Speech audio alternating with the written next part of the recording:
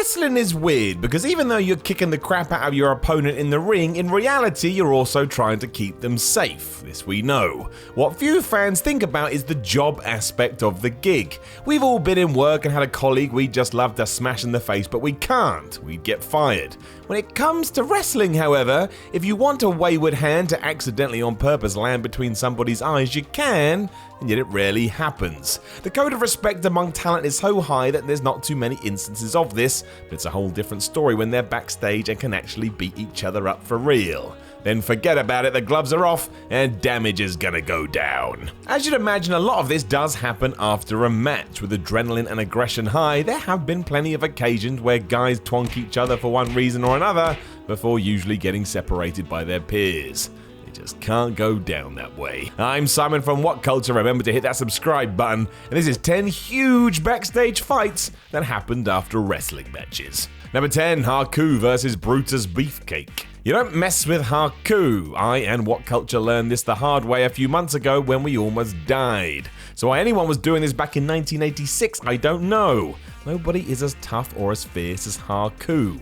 Just Google him for a few minutes if you'd like a bunch of stories that will blow your brain. He is a Viking. Back in the 80s, that search engine didn't exist, and it did not bode well for Brutus Beefcake. As one half of the Dream Team with Greg Valentine, Beefcake was unhappy after a match against the Islanders that was Haku and Tama, so went and complained to management. The reason? Brutus felt like Haku had been too rough during the bout. On hearing this, Haku went and found Beefcake, who just so happened to be butt naked in the shower, grabbed him by the throat and lifted him off the ground. A bunch of guys ran in there to try and break it up, but none of them could get Haku to let go. In the end, it took Vince McMahon to talk him out of doing whatever it was he planned to do. Wouldn't have surprised me if Haku had just straight ripped his dick off.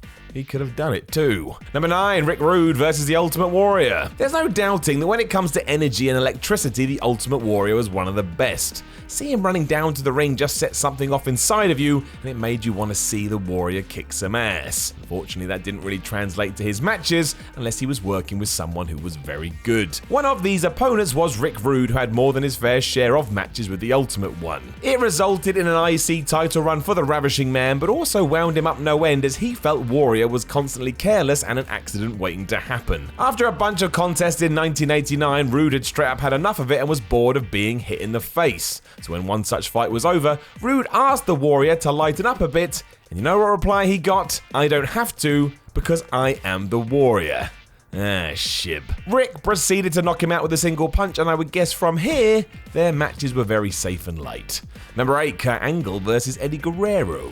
Kurt Angle and Eddie Guerrero are two of the all-time modern greats. Among the best to ever lace up a pair of boots, they have had a ton of awesome matches, especially that one at WrestleMania 20. This all blew up after a show-closing SmackDown storyline though, with Angle, Mark Jindrak and Luther Reigns laying a beating onto Latino Heat. Once Eddie got backstage, he immediately went off at Angle for throwing some real shots at him during this, even though it was only Jindrak and Reigns who had actually touched him. As this continued, the Olympian got a little pissed off, so he shoved Eddie. In what has to be one of the daftest decisions in history, Guerrero attempted to double leg Kurt before Angle easily got control of the situation and started to choke him out. Because, you know, he's a wrestling Olympic gold medalist. Luckily, Big Show was on the scene to break things up, and soon after the two were friends again. Ever since that point, Guerrero would tell others he realized how stupid this was. Just lost his temper. Number 7, Ernest Miller versus Buff Bagwell. While Buff Bagwell bombed hard in WWE, he did make something of a name for himself in WCW. He found his feet got over a little and put his mother on a forklift. Even with the latter,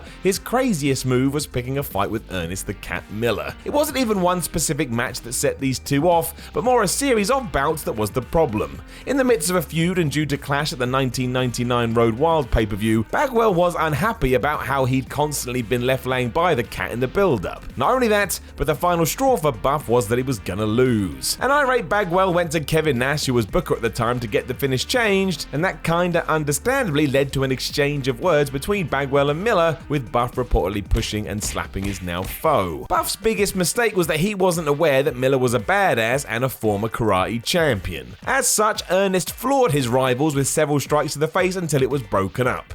Bagwell then apologized profusely, realizing that he didn't stand a chance, At least he's honest, I guess. Number 6, RVD versus Taz. And November to Remember 1998, Taz teamed with Rob Van Dam and Sabu to beat the Triple Threat. Sounds good, right? Well, it was, till 1 week later when Taz, who was not exactly pleased with things, started to let it be known.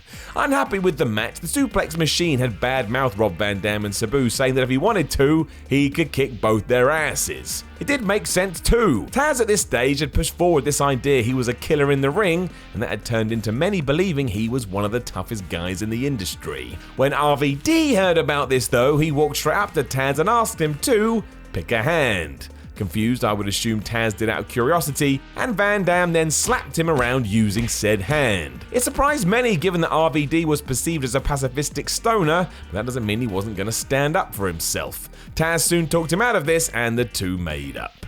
So while this wasn't a huge fight in terms of physicality, it did take the shine off Taz just a touch. Number 5, Marty Jannetty versus Shawn Michaels. For a while back in the day, the Rockers were the most exciting team on the planet. It may look tame from today's viewpoint, but in the late 80s and early 90s they were doing moves nobody else could dream about. As with all great tandems, however, soon they started to fall out with each other, especially as it became clear that Michaels was being groomed for a top single star role, and well, Marty wasn't. This all exploded in May 1991 when the two went at it, and of course it came after a hard night of partying. Starting with Roddy Piper, who was stirring the pot between the two, all three continued to drink into the night as the rowdy one kept telling Shawn he was destined to be a star. Jannetty wasn't massively impressed he wasn't getting the same love, so he challenged HBK to a fight. A brawl broke out, and yes, Marty did get the better of his friend, probably the last time that would happen. Sorry, that was an unnecessary jibe. This wasn't just a few punches, mind, as it got so out of hand the police were called.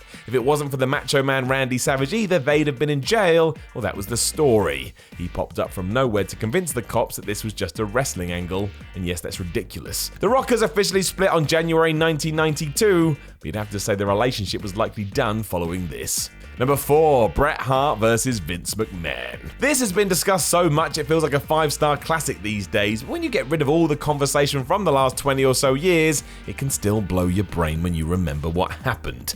Not only did the Montreal Screwjob go down, but after the fact the Hitman found Vince McMahon and punched him right in the jaw because of what happened. It certainly sounded like this was clear as day too. McMahon went into Bret's dressing room fully prepared to get what he deserved. Hart told Vince that he was going to have a shower and that if he didn't leave, he would come out and hit him.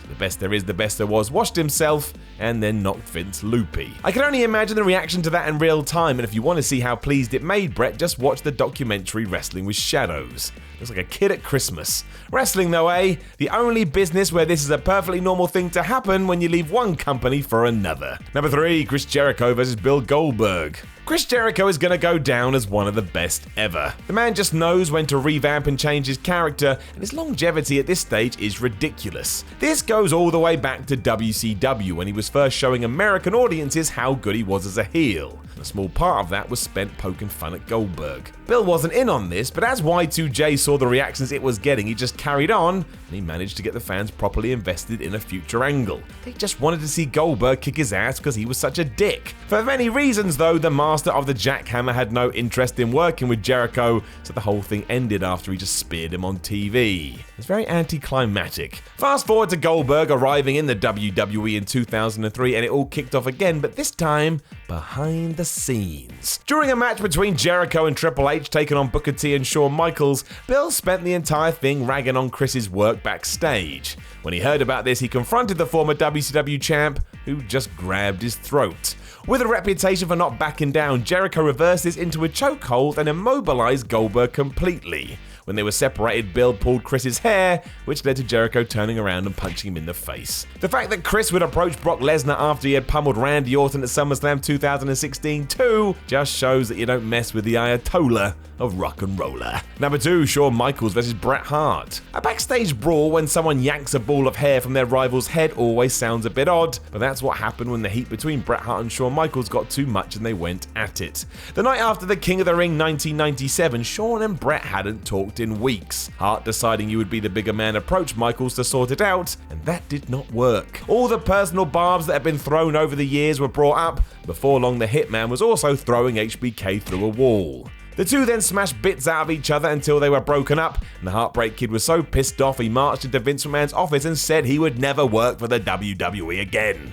This obviously shifted gears quite quickly, because 6 months later we were at the Survivor Series, where all of this was sorted out in the worst possible way. Number 1, Sid Vicious vs Arn Anderson. When a fight ends with one of the competitors screaming, "You're killing me," and they pass out, something is very, very wrong.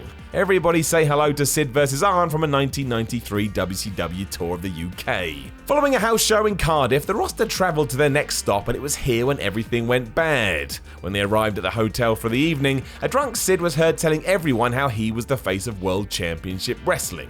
Anderson didn't appreciate this and fired back that Vicious sucked in the ring, and Sid said that his mate Ric Flair held everybody down, and that was that. They just started to brawl.